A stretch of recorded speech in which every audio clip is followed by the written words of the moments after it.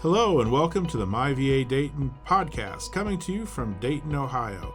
This is the show where we talk with veterans in the Western Ohio region to share their stories and share what's happening at the Dayton VA Medical Center. I'm Scott Leese, your host, with co-host Greg Tucker. And we have with us today Air Force veteran retired Lieutenant General Dick Reynolds. Great to have you with us today, General. Thank you, Scott. Just a little background about the General. He is recently honored with the 70th recipient of the region's 2021 Citizen Legion of Honor Award from the President's Club of the Dayton, Club of Dayton, actually, in 2021. An award which goes to citizens who have demonstrated servant leadership. That's a great honor. The General has had a great impact on the local area, most notably for his work as a principal fundraiser for the Wright-Patterson Fisher Houses and the Dayton VA Medical Center Campus Fisher House. He is also past president and board chair of the Air Force Museum Foundation and has raised funds for $39 million for the fourth hangar of the National Air Force Museum. Graduating in 1971 from the U.S. Air Force Academy, his military career accomplishments include commanding the Aeronautical Systems Center at Wright-Patterson Air Force Base, right here in Ohio, right here in Dayton, Ohio, as a matter of fact, and the Air Force Test Center at Edwards Air Force Base in California. He was also program executive, airlift and trainers in the Pentagon, and program director for several major weapons systems acquisitions, including the B-2 Spirit. General Reynolds is a graduate of the U.S. Air Force Test Pilot School and has more than 25 years of hands-on experience in research, development, program management, test and evaluation of aeronautical systems. He holds Federal Aviation Administration certificates for airline transport pilot and flight instructor, and his logbook shows more than 4,000 flying hours in 70 different military and civilian aircraft. He retired from the Air Force in 2005 after more than 34 years of active duty service. Again, welcome, General Reynolds. Thank you. Great resume. Lots of information there to cover. But before we get to know you a little bit better and find out what you're doing in the area today, we're going to put you to the test. Okay. It's time! That's right. It's time to play Don't Tell Me. I Think I Know That. Are you ready for this, General? I'm ready. Okay. This is the game where we put our guests to the test of their knowledge of military trivia. It's also a game where our listeners can play along to see if their minds are mired in mounds of military minutia like ours are. Are you ready to take the challenge? I'm ready. Okay, General, here's your first question. What sort of pilots become test pilots? Would it be A, anyone willing to risk their lives, B, only suicidal fools, C, pilots able to pat their heads while rubbing their tummies, or the ones with the right stuff? Well, I'd have to say D, the ones with the right stuff. That's right. The right stuff includes engineering degrees and enough flying hours as pilot in command. Yeah, what does it take to become a Air Force test pilot these days? Well, I'm not sure I can quote the exact requirements today, but when I applied, you needed to have a bachelor's degree in engineering or science or math. And you had to have 1,500 hours of pilot in command time. That means you're not a co-pilot or a first officer. You're actually the aircraft commander. And that could be in a single-seat fighter or a multi-crewed airplane.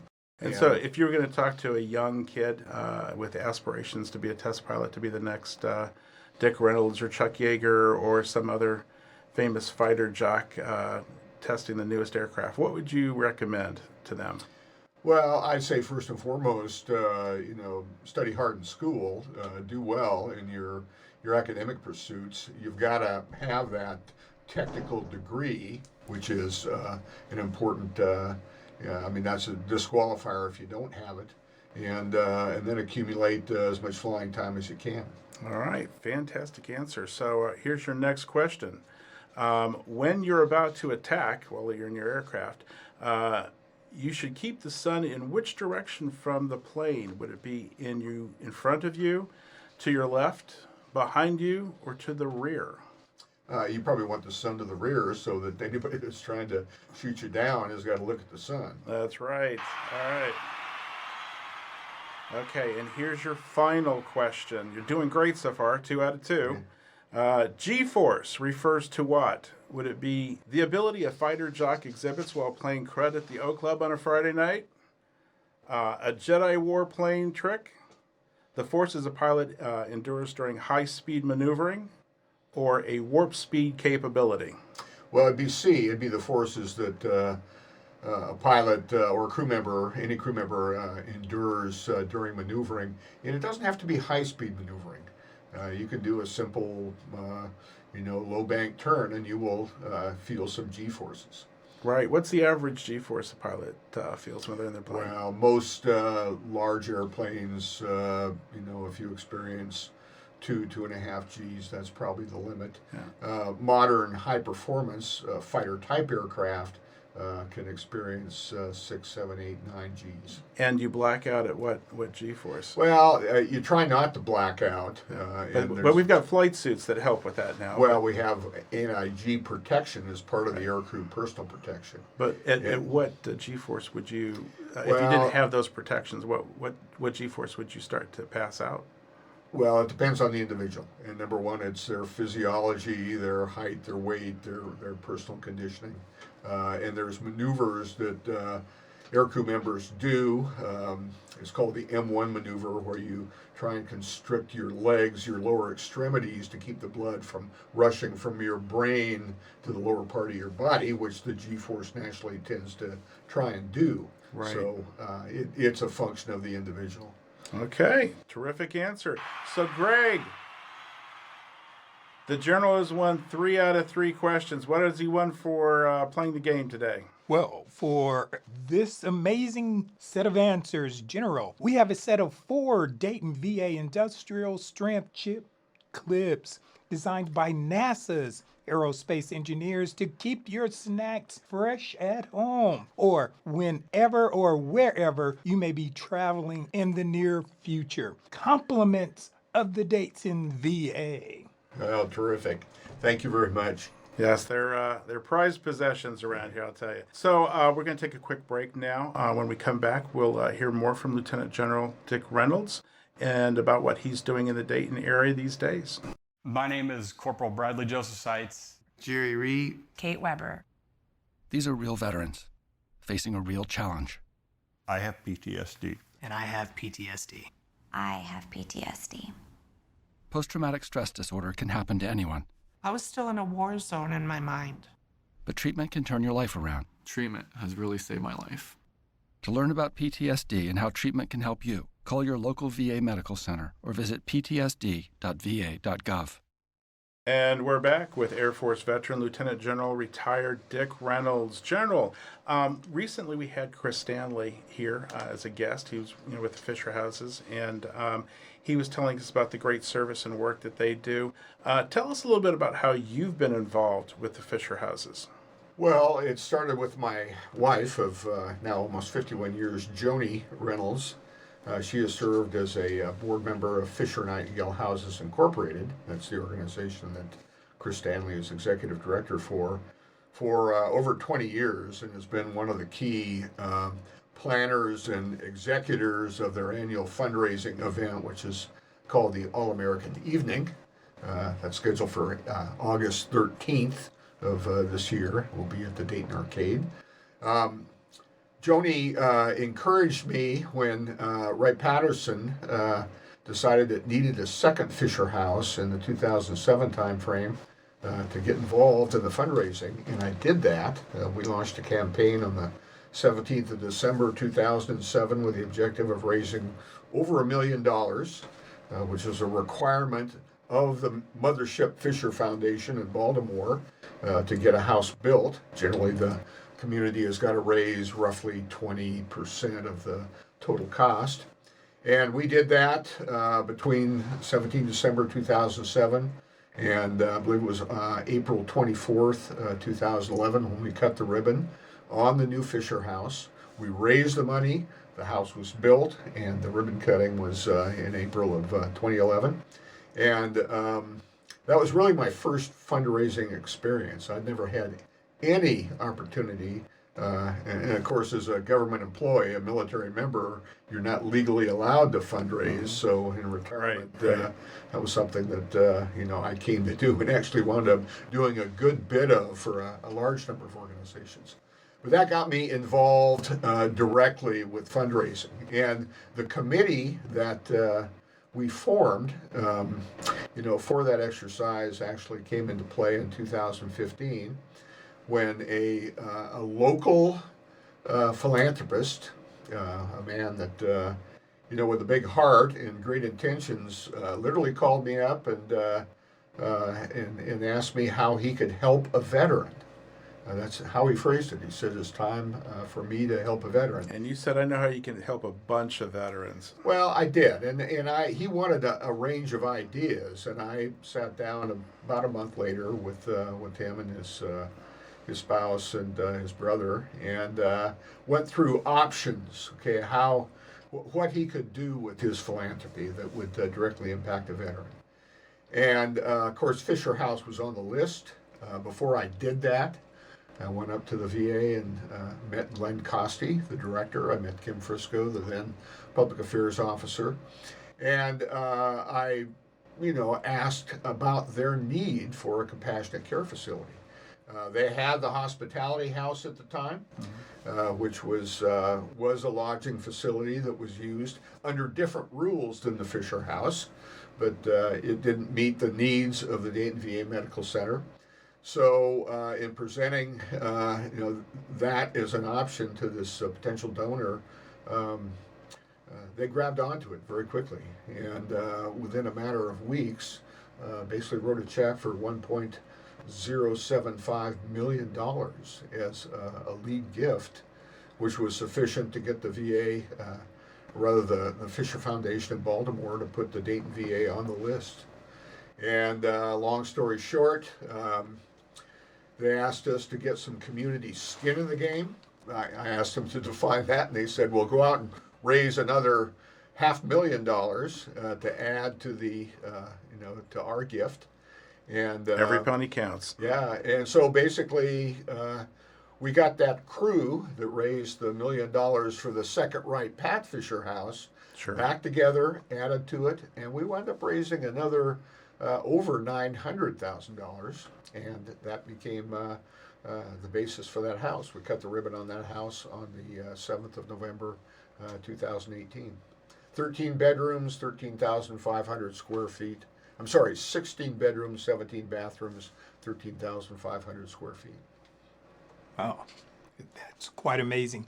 General, if I could ask you, what are you doing these days to help tell the story of the Air Force in the Dayton area? Well, that's kind of a broad question. I'm involved in a number of things that have to do with veterans. I'm a founding director and a foundation secretary for what's called the National Department of Veterans Affairs History Center, which Dayton competed for back in 2016, won, and we're in the process of trying to make that real. We've stood up a foundation. We've engaged some fundraising professional support, and we're going down a path to raise what could be as much as $20 million or more to get that facility built. That has to do with the VA, the history of the Department of Veterans Affairs, the history of VA medicine, the history of VA benefits, and the history of VA cemeteries. And currently we have the archive that's just recently been developed and located there. That's it, okay? And yeah, that's where we are right now. Right. But the future is actually refurbishing or restoring the old headquarters building, correct? Right, building 129 and 116 will be... they've repurposed those, they've stabilized them. They're actually, one of them is occupied, and the history program is at work, but there's a lot of renovation and rework and rebuilding that has to ensue to achieve the vision of the National Department of Veterans Affairs History Center. So that's one project. Okay. I'm a emeritus trustee of the Air Force Museum Foundation. I've served my legal limit of 9 years on the Board of Managers and then Board of Trustees. Today, I'm very much involved in the search for the next CEO, the next Chief Executive Officer. Mike Imhoff, who was Chief Executive Officer from 2014 until just this last January 31st, has retired. Mike did a tremendous job in that role, and we're out searching for his replacement. In fact, I have a meeting this afternoon with a search firm that has found us a stable of candidates, and we're going to start interviewing and hopefully make a selection. Well, great. Tell us a little bit about that Hangar 4 project. The Hangar 4 project was conceived, the actual requirement was laid down in 2007. I joined the foundation that year as a member of the Board of Managers, which we now call the Board of Trustees. And we hired a Chief Development Officer. We laid down a fundraising campaign. And between November 2008 and October 2013, we went out and raised the money to build the fourth building. That total that has been gifted to the Air Force from the foundation is over $40 million. And by the way, there's a misconception that those museum buildings are all funded by the government. Oh, They're no. not. They're funded by private money, money that's raised by the foundation, gifted to the Air Force. In the case of the fourth building, that money was gifted to the Air Force, was turned over to the Army Corps of Engineers, and they hired Turner Construction. Went to work in 2014, and we cut the ribbon on the fourth building, the 4 galleries in the fourth building, on the 8th of June 2016. Right. That's a great misconception to actually address, because you're right. Everyone thinks that that's paid by the Air Force, but each one of those buildings are funded privately, maintained privately, operated privately. No, they're once they are built, they are deeded to the Air Force and they become Air Force property, and then they are maintained by the United States Air Force. Okay, the operations and maintenance. The museum operates on a budget, an appropriated funds budget of approximately $15 million a year, and that pays for, heat, light, power, building maintenance. It pays for the museum function, operations, restoration, curation, management, research, all the functions that make it the world-class museum that it is. Right. Absolutely. So tell us a little bit more about what's going to be in this hangar that we're talking about, Hangar 4. Well, there are 4 galleries, and they're already in there. Okay, they were populated before the museum cut the ribbon on June 8th, 2016. There is the Presidential Collection, which are the Air Force One aircraft, 4 major Air Force One aircraft, including SAM 26,000, which we call the Kennedy airplane. It's the airplane there that brought John Kennedy's remains from Dallas back to Washington, D.C. in November 1963. It also took Henry Kissinger to China. It had a long, distinguished service in the fleet of Air Force Ones. We have the airplane it replaced. We have Dwight Eisenhower's Columbine. We have Harry Truman's Independence, and we have Franklin D. Roosevelt's Sacred Cow. So that's the Presidential Collection. We have the Space Collection. We have a mock-up of the Space Shuttle, which the front of which is an actual Space Shuttle crew trainer that trained all the air crews during the Space Shuttle program, and all the other space artifacts. We have the airlift fleet, okay, including the Hanoi taxi, the C-141 that brought the POWs from Hanoi back to the United States in February of 1973. And then we have the Research and Development Collection, which are all the very unique test and the prototype airplanes that over time either resulted in or did not result in actual airplanes that went into production and became part of the Air Force fleet. The centerpiece of that is the XB-770 Valkyrie, one of the two airplanes that were built. That was a Mach 3, 70,000 feet altitude supersonic bomber. Right. Where do you get these aircraft? I know there's multiple sources, but especially after something's gone out of commission, and I would think some have been sold for scrap and you had to acquire them back. Well, that may have played out in some circumstances, but for the most part, when an airplane is taken out of service, the museum is kind of first in line to display it if there is not one already in the collection. But collecting those initial aircraft and the historic aircraft. Yeah. How did that happen? How did you guys? Well, a lot of those? them were recovered from various places. And it's interesting that the National Museum of the United States Air Force has on its books, its legal ownership, all the airplanes that are out there that the Air Force has purchased, that are Air Force property, some of which are in the boneyard at Davis-Monthan Air Force Base. Some are on pylons out in front of the VFW or the American Legion in some city out in a rural area. And so the Air Force Museum now owns those aircraft. It always has, and that's kind of a misconception. Yeah, it has inside the walls and on display in the museum proper. It has 360 major exhibits, airplanes and missiles, but there are thousands more that it has ownership of. Really across the country, in some cases across the world. Great. Well, I know you're familiar firsthand with quite a few of those aircraft out there in the museum. But tell us, I have to say, I think you're our very first Academy grad that we've interviewed for this podcast. Tell us a little bit about what led you to the military, what inspired you to go to the Air Force and actually go to the Academy, and started a career in the Air Force. Well, I came from a family, didn't have a strong military tradition. I grew up in a little town of Aberdeen, Washington, on the west coast of Washington State, the foot of the rainforest. My dad had been a World War II veteran, and by the way, he was a POW from the Battle of the Bulge. My grandfather had been a POW from World War I, but nobody in my family had served other than in wartime.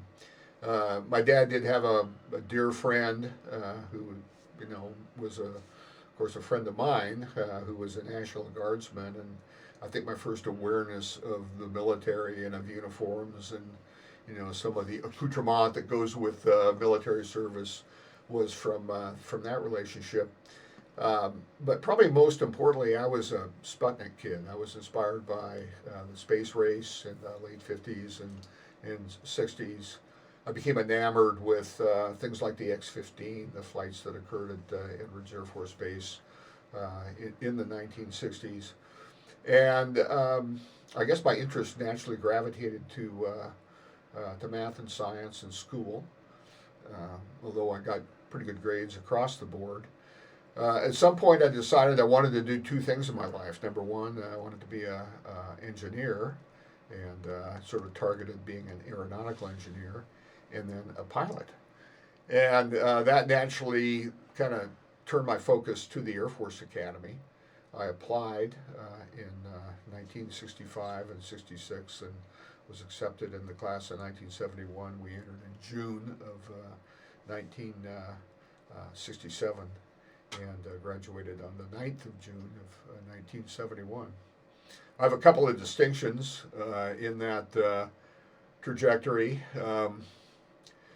Number one, I was the first member of my class to go home on emergency leave. 3 days after I arrived at the academy, my mother died suddenly. So I had to go back to Aberdeen for her funeral.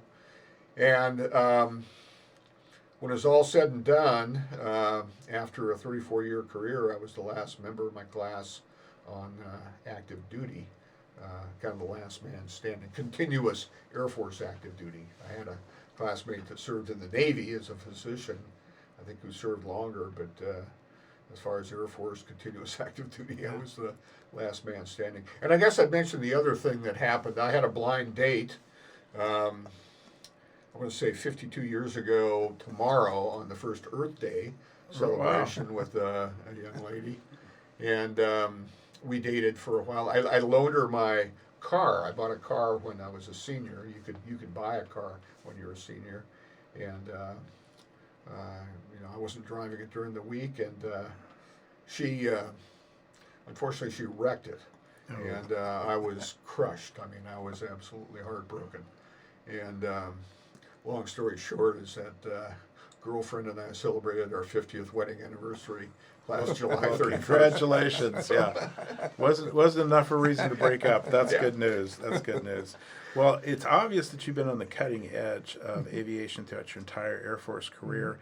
You know, being a commander at the Air Force Test Center out at Edwards. Being part of the weapons procurement system in the Pentagon. What did you find most exciting about all this? Well, it was always a thrill, and my time as a pilot spanned from being a training command instructor pilot in the T-38, the supersonic trainer. I went from there to strategic bombers, to the left seat of the B-52, and then into test pilot school, and that got me into the research and development, test and evaluation part of the Air Force, and that led to program management and I had 3 tours at Edwards. I had 3 tours at Wright-Patterson. You mentioned some of the specific jobs that I had. And it was always a thrill to fly different airplanes. It was always a thrill to be involved in the cutting-edge technology. It was a thrill to have, all the secrets in my brain of, what was not revealed to the public that was going on. But I will tell you, Scott, the thing that, I look back on, and this has been true for many, many years, is the people I got to work with. I don't see the airplanes. I don't, I remember the experiences and the visceral thrills, but what lives, I think, most prominently in my heart and mind, they're the faces of the people and the great people that I served with, and their service and sacrifice, the things that they did to make, the organizations that I was in and sometimes had the opportunity to lead, to make those organizations successful. And that, that's probably most meaningful to me today. And it really has been for many years. I've said this, I think I said it when I, stood in the museum on the, the 30th of June, 2005, and mustered out. That was one of the comments that I made, as I see that long line of faces. Well, General, what led you to settle here in Dayton? Well, 3 things. And I talked about this last October 7th when I was honored to receive that Citizens Legion of Honor Award. My youngest daughter, Tori, who is today a businesswoman in downtown Dayton, she owns Speakeasy Yoga in the Cannery. She was going to be a senior in Beaver Creek High School a year after we retired. My mother-in-law and father-in-law, my father-in-law was retired Master Chief Petty Officer Tom Cunningham. They had moved to Dayton a year after we first got here. Joni and I arrived here on our first assignment in 1987 after graduating from the Navy War College. They moved here in 1988, and they stayed, and we left, came back, left, and came back. So they were living here, and they were in their sundown years. They passed away at age 91 and 93, and are buried at the VA cemetery. So that was a strong pull to keep us here because they weren't going anywhere, and we had their, 2 of their 3 grandchildren, which, we wanted them to be close to. And then I'd say the third thing was the local community. I took command of Aeronautical Systems Center on my 3rd tour here in late June of 2001. And, just a few months later, we had 9/11. And that pulled us very close to the community. There were, of course, if you remember the tension and the fear and the anxiety that attended that event. Absolutely. Culturally and socially and politically and economically, it had a tremendous impact. And that got us a lot of interaction that we might not otherwise would have had. Yeah, there was a huge resurgence of patriotism across Correct. the nation, especially in the public, Correct. where you just didn't see that before. Correct. And a great appreciation for the military that served. Yeah, exactly right, Scott. The other aspect occurred a few years later, and that was the Centennial of Flight, the local inventing flight celebration. Right. Which was, I remember it as about 2.5 months from early May, which we did a big event at the base, to the 20th of July, where we had a concluding ceremony on the grave of Orville and Wilbur Wright at Woodlawn Cemetery, where I got to speak, standing next to John Glenn on my right and Neil Armstrong on my left.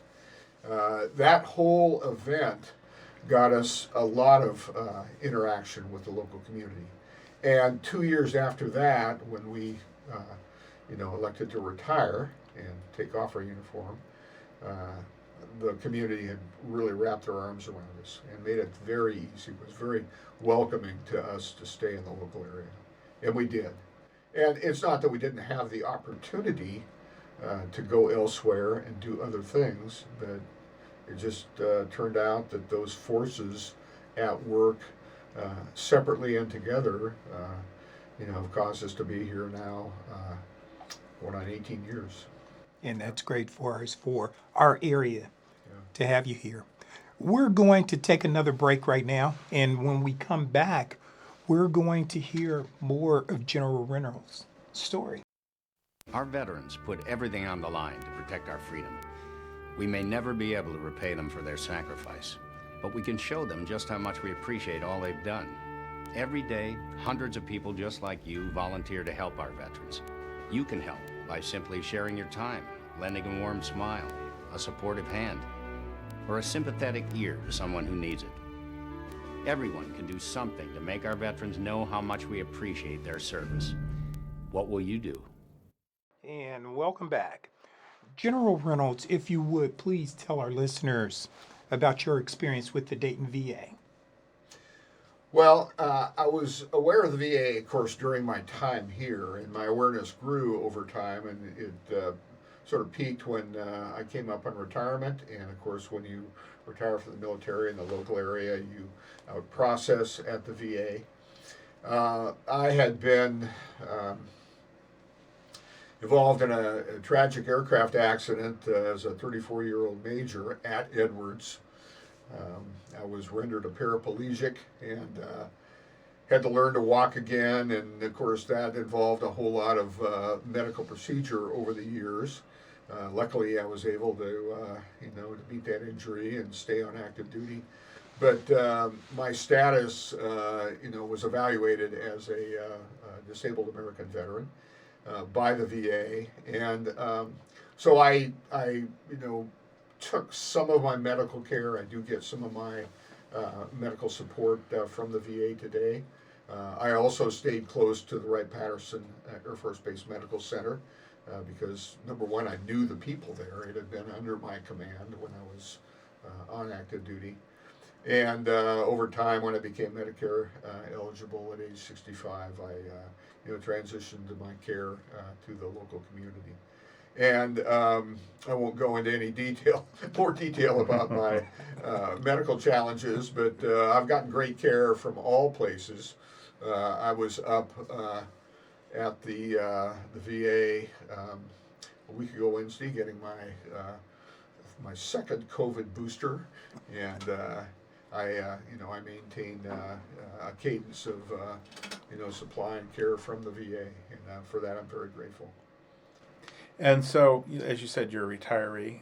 You have the medical benefits through TRICARE, and yet you still choose to use get some of your care through the VA. Why is that? Well, because it's availability. I mean, I have as a veteran, I have access to that care. I have a high regard for the quality of care, and in recent years, having gotten to know the VA staff in some detail, and up to and including Mark Murdoch, the current director, who I've worked with, um, I have a appreciation for it, and I'm a believer in the VA system, and I'm really invested in the Dayton VA Medical Center from my Fisher House experience, and now the work that I'm doing on the National VA History Center. So you are a retiree. You get some of your care through TRICARE. You also get some of the care through VA. Do you employ the new technologies such as My Healthy Vet and online scheduling and all the other apps that are available right now? Absolutely.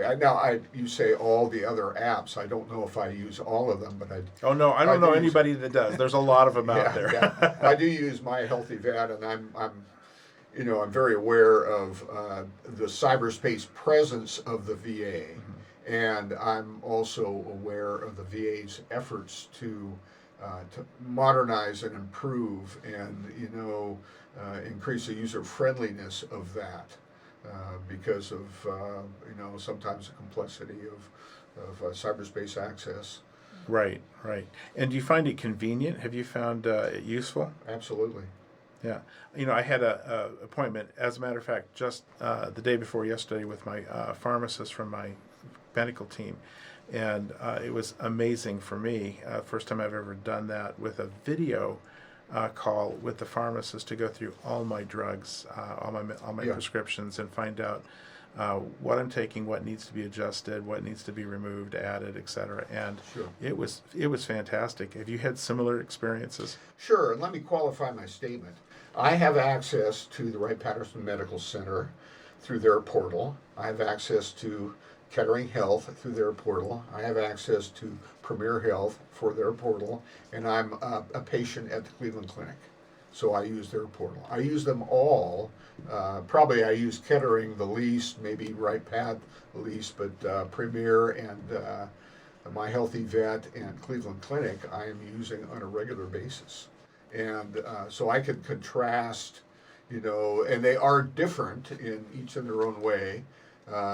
Kettering, Premier, and Cleveland Clinic are somewhat similar, but I can tell you that they're all good and they're all very useful. They do all require an investment in learning, but they are a great way to... But you find them relatively intuitive as well, correct? True, yeah. A lot of effort has been made to make them intuitive, and I commend the VA for that. Well, terrific. Well, General, we thank you for your time. We've been talking to Air Force veteran, retired Lieutenant General Dick Reynolds. We truly enjoy hearing stories from veterans like you. Yours has been a fantastic story. Thanks again for sharing your time with us today. Well, thank you. It's my honor, Scott. You know, Greg, not too long ago, I went to see my primary care physician about some shoulder pain I was suffering from. Yeah, Scott, tell me more. Well, after an x-ray and an MRI, they had found that I had torn a rotator cuff muscle. And fortunately, it was not bad enough that it warranted surgery, but the pain was still unbearable. And my mobility had been severely limited because of the injury.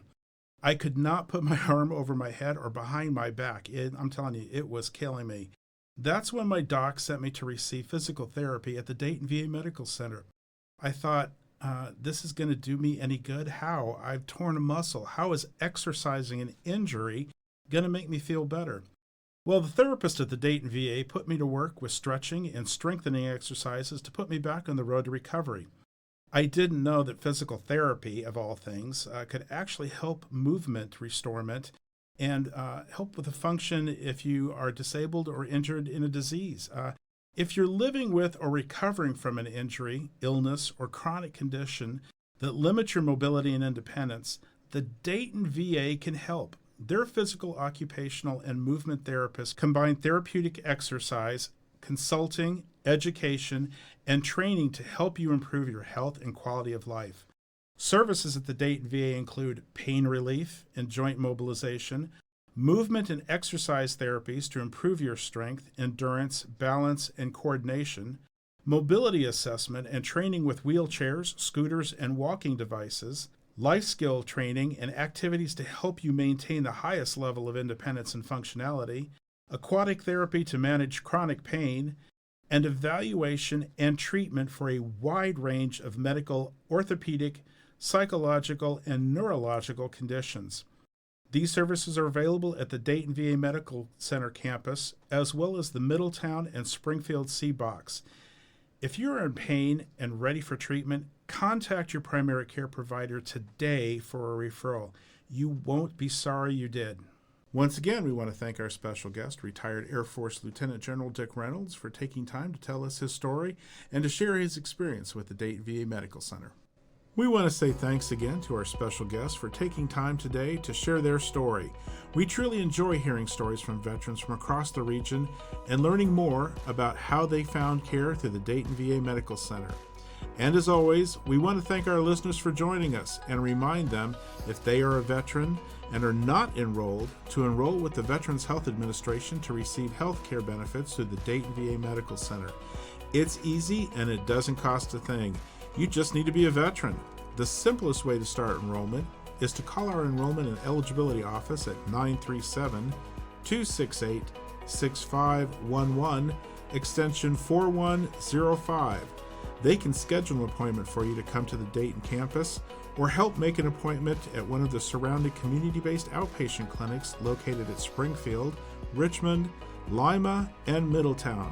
Again, that number is 937-268-6511, extension 4105. Veterans may also enroll by visiting www.choose.va.gov/health. While there, you can choose from applying online or by phone or by mail. It's just that simple, really. As I said before, it doesn't cost a thing to apply. So what are you waiting for? Call us today. Or if you know of a veteran who is not enrolled, have them call to start taking advantage of this benefit. If you're a veteran, it's your VA. Sign up today. Join us again for another episode of My VA Dayton with the Dayton VA Medical Center. Our episodes drop the 1st and 15th of each month. I'm Scott Leese with your co-host Greg Tucker. Thanks again for listening to My VA Dayton.